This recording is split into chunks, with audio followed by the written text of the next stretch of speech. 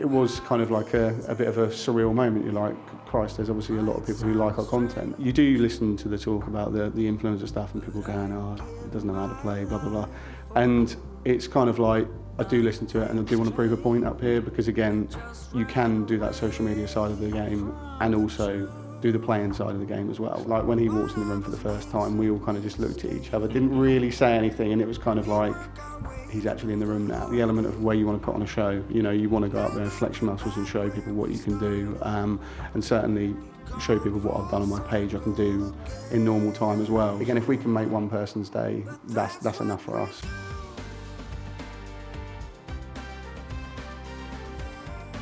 Hello and welcome back to the Tungsten Talk series here on the Pluto TV MODUS Super Series channel. I'm joined by a very special guest today because I am with 1/3 of the bull hitters, or potentially a quarter of the bull hitters, Ollie Howard. Ollie, you've had kind of a whirlwind last year. How's it been?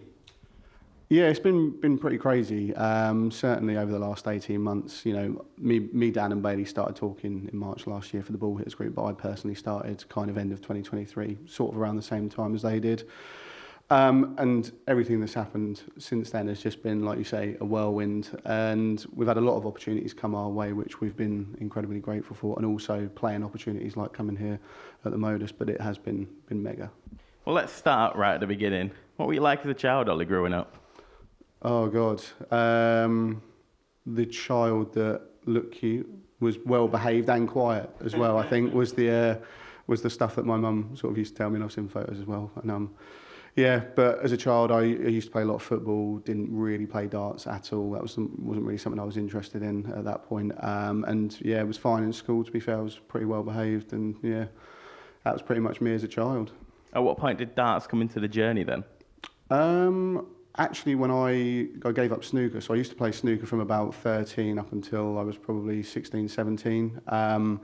Used to get a few good breaks, sort of nothing over 30, and I just thought I'm going to put this cue down, go in the other room and start playing darts, because my mate used to play, and I think I saw him hit a ton once, and I went, that looks pretty good, I want to try and follow that. And then that is literally where it started. So sixth form, during free periods, we'd go down to the local Q club in the town from Dis, where I'm from, and we'd be, rather than revising, we'd be down there playing darts. It's very sports orientated from the start, really. Yeah. But at what point, after playing darts for a little bit, did you think, hang on a minute, I'm actually decent at this? Yeah, I mean, I got picked up by a local chap in our area, Calvin Armstrong. He took me into his local pub team, and that was in 2019, I think. And he kind of said, do you want to come in and play? You know, we can see you can play. Classic thing, went into the pub league and lost pretty much every game that season. You know, it's the first time you're playing competitive darts, and the nerves hit home quite quickly. But then, sort of after being in that for sort of 6 months to a year, I then started the next season pretty well, and then ended up pretty much beating everyone in the league that season. And then I was like, it's time for the next step now, and that's when I went to push for Super League after that. I believe you've only just recently started in the county team as well. I think last time you were here, you were telling me how it was your debut season, and you won like 7 out of 8 or something like that. Yeah, I've played for Norfolk this season, just gone, won 6 out of 7 in the end. And to be fair, I took to the stage really well, really enjoyed it, and genuinely just got a lot of confidence off my first game. But for me now, I'm moving away from Norfolk and going over to Suffolk this season. So yeah, really looking forward to that challenge there. Now going up to the Premiership as well, so it should be a really good season. What's that progression like in kind of the grassroots of darts, so to speak? Because a lot of people probably don't realise when you see the mainstream darts, you know, the big players on TV, that there is sort of a grass level in darts. Yeah, there absolutely is, and I think it is essential to go through that as well. Like a lot of the stuff I've done on my journey throughout my game, it has come from that background of starting in the local clubs and the local social clubs, and just, again, it's very cliche, but if you don't put the practice and put the time in, very rarely you're going to come out the other side with actually being able to play the game properly. So yeah, I think, like you say, from the grassroots side of it, especially with the stuff they're doing with the JDC and the youth now, it is massive, and again, an essential part of playing the game. We'll touch obviously on your influencer event debut and so on, but you are here in your official MODUS Super Series debut. How have you found it so far on the stage? I've really enjoyed it. I think definitely with the influencer event, probably a couple of months ago, that really helped with me sort of going onto the stage. I know I like playing up there from last time. And again, I played well yesterday at certain points, but there are certain points I'm not too happy with. There was a few doubles missed and probably wasn't following my first start enough. But I feel a lot more relaxed today. Preparation's been a lot better, so I'm confident going into today. How do you feel when you go up on that stage and you've got kind of a bit of expectation because of people know who you are, and there's always an argument of like, oh, well, he's an influencer, he shouldn't be on. But obviously you are here because, you have good stats in dance. You don't just come up here and, you kind of, this is all you play. You know what I mean? You don't do like grass level roots. You put the work and you put the hours in so that when you do come up on here, like we saw yesterday, you can put in very strong performances. Yeah, I think you do listen to the talk about the influencer stuff and people going, oh, it doesn't know how to play, blah, blah, blah. And it's kind of like, I do listen to it and I do want to prove a point up here because, again, you can do that social media side of the game and also do the playing side of the game as well. And I think there is added pressure, like you say, coming with that. But we've played, we've been very lucky to play some of the top pros in the world now. So sort of getting into that realm of dealing with pressure in different ways. And like I say, for this experience, I just want to enjoy it and I'm not putting too much pressure on myself. Did you speak at all to David Williams, Darts for Fun? Because he kind of took the same route. He was very impressive in a couple of influencer events. He went using his own darts. Yeah. And he kind of got an invite to a normal week because of that. Did you speak to him at all before you came in? Yeah, I did speak to Dave briefly, and he kind of just said, just go up there, enjoy the experience and play your game. And, I think probably looking at yesterday now, there was times where I was getting sucked into games rather than just playing my own game. And I think I've learned pretty quickly off yesterday, and that's why I'm confident going in today. But I think, what Dave said is absolutely right. You're probably one of the players on there who actually has a really big fan base as well. A lot of people will go on that stage, and perhaps when they're making the debut, they're not really well known, but you know that you've got a lot of people watching at home. Does that spur you on a lot? It does. It's kind of the element of where you want to put on a show. You want to go up there, flex your muscles and show people what you can do, and certainly show people what I've done on my page I can do in normal time as well. So yeah, it does spur me on and really does motivate me to go up there and do well. When it comes to equipment, Ollie, I know you're testing some new darts. Yeah. What's that been like for you? Because I know you've got a lot of challenges, you have to change equipment a lot. For a player, how does that affect you? Because I imagine you spend a lot of time doing X, Y, and Z with your own darts, and then you've got to go film this challenge, do this challenge, play this player doing this silly thing. Does that affect you all as a player? I've been quite lucky in the fact that, again, by no fault of my own or no sort of good luck of my own, I can pick up a dart and pretty much throw most darts, to be fair. If they're straight barrel, I'm fine with it.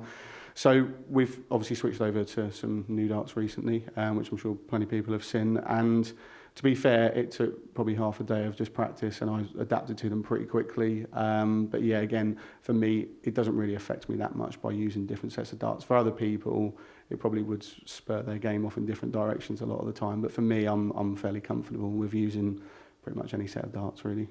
I want to touch on your favourite moment within darts, but I don't want you to tell me anything to do with just kind of the social media side. As a specific player, what stands out for you? I think making my county debut. I think when I first started the pub league, getting to county was my main ambition. And I think the first moment that I had my walk on and made my debut playing county, that was a really proud moment for me. And the fact that I got the win as well and did play okay, I was really happy with that.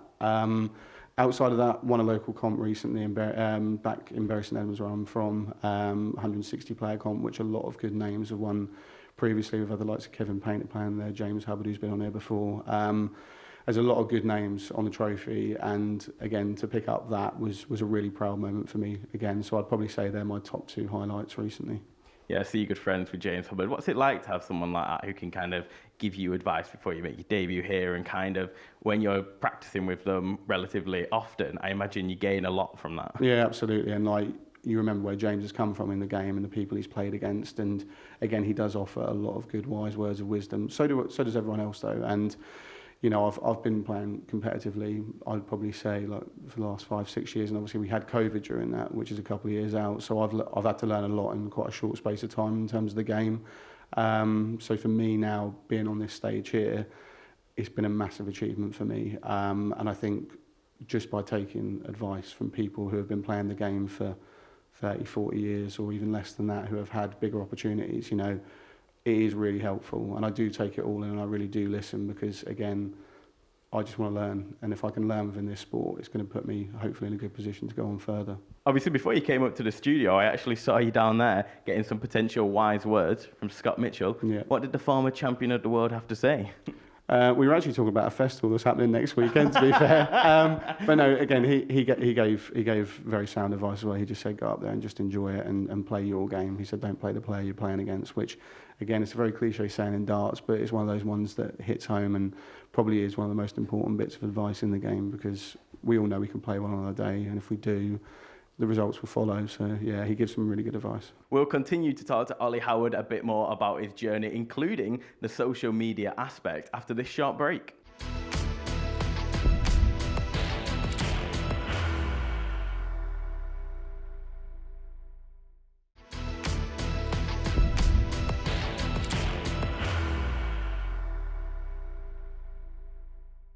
Welcome back to the Tungsten Talk with Ollie Howard. It's time to delve a little bit deeper into the social media journey of the bull hitter. Okay, it's time to touch on the social media side of it. Where did that begin for you, Ollie? I think it was actually when I was on holiday with my missus and her family, 17th of June, I think the date was, 2023. I kind of had been practicing and I'd seen Darts for Fun Dave. He had uploaded quite a few clips before, and I thought, you know what, I'm going to do this just to help with my practice. I didn't want to sort of get any views off it. It would just be quite good to watch back. So I started to upload a few clips sort of around that point, wasn't really pushing it as much, and then it got to sort of October, November of that year, and all of a sudden views started to come through. Obviously we were getting to the busy time for darts with the World Championships and Grand Slam going on, and then after that the views sort of just started coming, and then it was quite quickly I worked out I can't just keep doing what I'm doing here by doing checkouts and throwing stuff. You've got to adapt the content and sort of try some new things. So I went into the realms of doing different types of challenges that people were putting up, and then I had to create my own challenges as well. And then the views sort of just followed from that really. And then obviously come February, March last year, me, Dan and Bailey started talking for the first time, along with Welsh G's as well, obviously. And yeah, we've kicked off the ball hitters from there, and it's gone pretty well so far.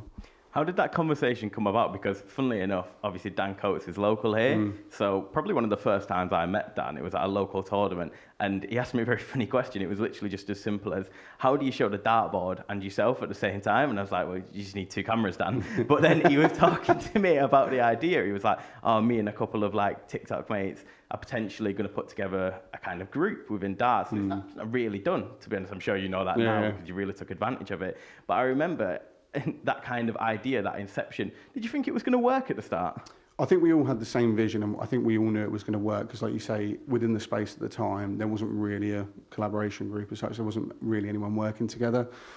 And the conversation sort of came around, me and Dan originally started speaking. I think we had a call at like 10 o'clock at night in the middle of March, and we were on the call for about 6 hours until about 4 in the morning. And we were literally just spurting out ideas and just thinking of different things we could do.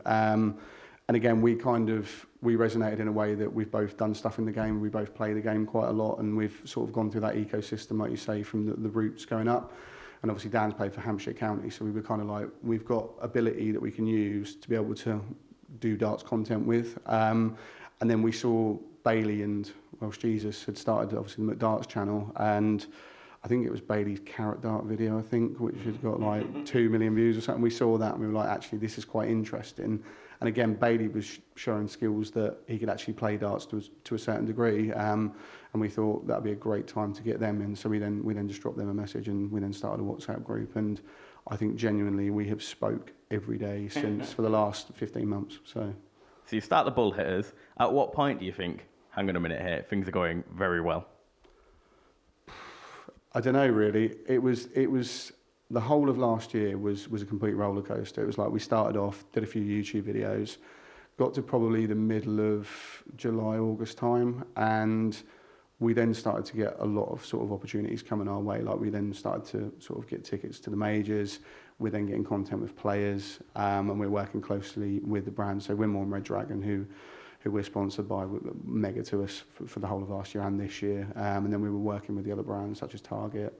And yeah, it was a complete roller coaster, and we were sort of getting opportunities presented to us. And I think it was probably around September, October last year when we kind of just all looked at each other and went, this is really going somewhere. And we then had that real belief. And since then, we've put in so much work and really grafted to get it to where it is now. And again, we're sort of looking 12, 24, 36 months ahead now. We're not sort of just laying on where we are now. We want to just keep developing and upgrading the content and get it to a point where we can just basically go and reach for the skies with it. So it must be very surreal because obviously you film content with Michael van Gerwen, Gerwen Price, Luke Humphries. What's that like as a darts fan? No, it's ridiculous. I mean, like growing up, for me, watching darts, I started watching darts probably 2009, 2010. So you're sort of in Phil Taylor's era where, again, he was still playing at the top of his game. But I remember Michael van Gerwen when he hit a 9-darter at the match play in 2012 against Steve Beaton, I think it was, Freddie Flintoff on comms. And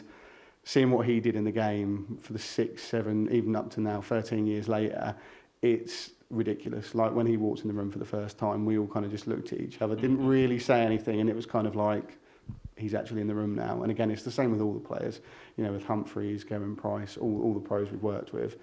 You do have to just take a step back and go, this is actually happening, because it is crazy from a darts fan perspective. Is there any experiences what stand out to you? Because it does take you across the globe, doesn't it?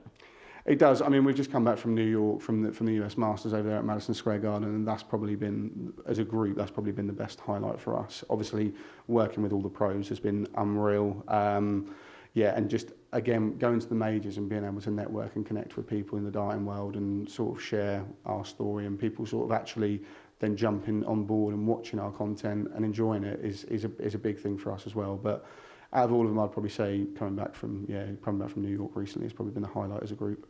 Because of where the space is at the moment, you guys are 100% probably some of the most recognisable influencers in the dart scene. Does it feel like that when you go to events, when you kind of walk in the street, if you go and play in a local competition, does it feel like you get recognised quite a lot? Yeah, I mean, to be fair, it does. And last year was, I think it was Champion of Champions, Red Dragon last year over in Cardiff. We ended up going to an exhibition, which was Luke Littler's first exhibition, actually. And I remember Chris Dobie had walked on for the first game against Littler, and they sort of cleared the barriers away.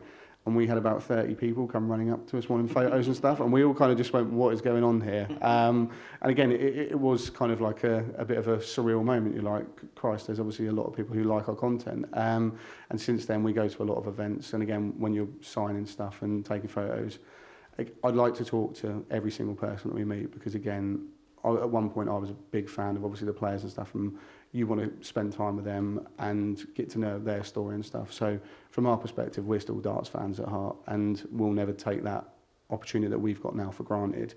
So whenever we've got people that support us, we will always give them the time of day and really try and find out what they like about the sport. Does that ever come with any negatives? So, for example, when you're at an event, do people almost treat you a little bit unfairly because obviously you built this brand up for yourself, and therefore you get opportunities because you built up a brand, but sometimes people don't potentially see that and they're like, oh, this person doesn't average 120, so why are they getting this and that? Yeah. But it's not just about what you average, is it? You have to have a brand. Yeah, of course, yeah. To be fair, I've not actually seen a lot of those sort of comments from people. I think there is obviously the one or two that, which we'll always spot, but we just, a lot of people, and the majority of people have said they like our content, are enjoying it. And again, if we can make one person's day, that's enough for us. And we just want to keep pushing along with it, keep building the brand, like you say. And when we are at the events, we'll always give people who are fans of our content the time of day. And yeah, the big thing for us is just keep building the brand, keep dragging more people into the sport that aren't involved at the sport at the moment. And we just want to spread the love of darts. That's really what we're there for, to be fair. When you made your official debut at the Live Lounge, it wasn't just you, it was Dan, it was Welsh Jesus, technically, he was here, and it was Bailey. How was that to get all three of you up on stage playing in the influencer event? Oh, it was pretty nerve-wracking, to be fair, to start with. I think we all know we can play, and when we're sort of up there, we're kind of like, this is tough, because like you don't want to beat. I didn't want to beat Dan or Bailey. Bailey didn't want to beat me or Dan. It was just, and we were talking in the practice room beforehand and stuff. And I think we all knew it could go either way on the day. And again, there was darts when I played Dan. I think Danny Van Truyt missed 3 darts to beat us, and then Peter took out the double. So again, it's just one of them things where it can go either way on the day. And again, Bailey played some really good stuff with Richie at times, and they could have ended up winning the group. We could have ended up finishing bottom. So it was just the way it went, to be fair. Who decided to put the bull hitters all in one group? I don't know. Anyway, you got put with the Kenyan King, though, Peter Wacheri. What was that like? Brilliant. He was top value, and you see a lot about him on social media and the way that he was sort of just as a character, and you go, oh, he's an unbelievable bloke. And then when I met him here for the first time, we just got on like a house on fire. Yeah, we were out in the players' room practicing together and having a laugh and a joke, and yeah, it was really, really good. And I have actually got in my pocket my little lucky charm here. Peter actually gifted me this little Kenyan bracelet, which I've kept with me because I thought, we won last time we were here, and then I thought I'd bring it with me for a little bit of a good luck charm. So yeah, it's not worked so far, but hopefully today. He has made a real positive impact though, hasn't he, within darts for Africa as a whole, for Kenya.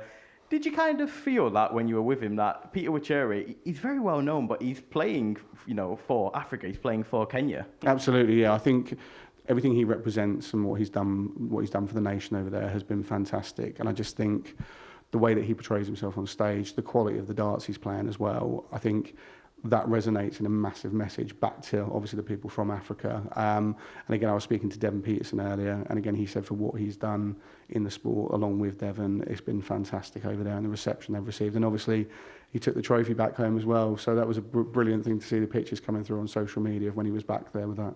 Yeah, well, that's what I wanted to touch on. You managed to win the event. How was that like for you? Brilliant. Yeah, it was absolutely fantastic. And the fact that I did play well sort of on the day, I was really happy with. But it was brilliant. We had some really good players in here, really good pros in here. And the fact that we managed just to sort of play pretty consistently well all day was what we were really happy with. I looked at the averages afterwards, and I think we didn't sort of go below 70-ish for most of the day, which for two people who have never played pairs before, I think we did pretty well. So yeah, I was really happy with it. I'm going to end with two simple questions, really. Ollie Howard, the darts player, where do you hope that journey goes? And Ollie Howard, part of the bull hitters, where do you hope that journey goes? Bull hitters I'll start with, I think that's full time. Yeah, I think we're very close to, Bailey, Dan and Welsh Jesus are all full time now. I'm the last one to go, and I think that will come within the next 12 months, definitely. And again, sky's the limit on that. We'll just keep pushing and upgrading the content to a level where it can go. We don't know what our cap out is, so we'll just keep pushing with that. Darts player, the dream of going pro will always be there, and that will never go away. So if I keep fighting, keep practicing, keep getting opportunities like this to come back and prove I can play, who knows where it can go. But yeah, the dream of pro is always there. Well, Ollie, thank you very much for taking the time to come speak to us. And thank you for watching the Tungsten Talk here on the MODUS Super Series Pluto TV channel. Make sure you keep watching for some more great content.